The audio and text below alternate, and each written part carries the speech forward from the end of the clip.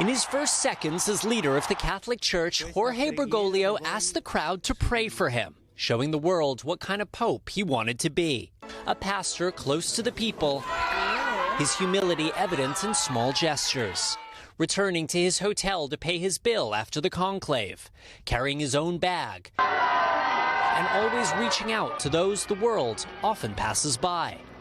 The son of immigrants, Francis made his first trip as Pope to an Italian island, the first port of call for migrants crossing the Mediterranean. E allora ho sentito che dovevo venire qui oggi a pregare. He felt that it was more important to shine a light on the people who hadn't had so much light shone on them before. On his next trip to Rio de Janeiro for the church's World Youth Day festival, his car took a wrong turn and was mobbed by well-wishers. Ignoring his security detail's warnings, he rolled down the window and waved to the crowd. That connection with the faithful would become a hallmark of his pontificate, as would his plain-spoken manner. Chi sono io per giudicarla? On the papal plane leaving Rio, Pope Francis said, "Who am I to judge?" when asked about a gay priest. In Canada, asking forgiveness of the indigenous people for the abuse Catholic clergy committed in residential schools. But even more than his words, it was his actions that spoke volumes, inviting refugees to join him at the altar in St. Peter's Square, wearing a yellow ribbon on his cassock in South Korea to show solidarity with the families of the 300 young people lost in the Seawolf ferry disaster. Then, in defiance of the South Korean government, getting down off his Pope-mobile to visit with a victim's father on hunger strike. Thank you!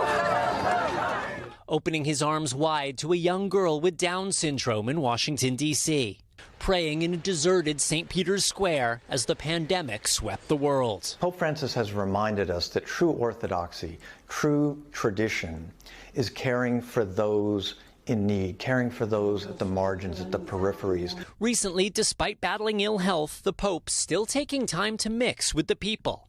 Taking a trip to Venice last year to see the city's famous art exhibition and greeting female prisoners. This year also visiting a prison near Rome after his long hospitalization. And greeting crowds throughout Holy Week and even yesterday on Easter Sunday. The Pope always took time for lighter moments, whether trying to spin a basketball with the Harlem Globetrotters, wearing a miner's helmet, or sharing the stage with curious children. Children brought out his best, never more so than when he met a young boy on a parish visit in Rome. The boy was nervous to ask if his father, an atheist, was in heaven. "Come and tell me in my ear," Francis says, and consoles him. God has a father's heart, he tells the boy. The same could be said of Pope Francis.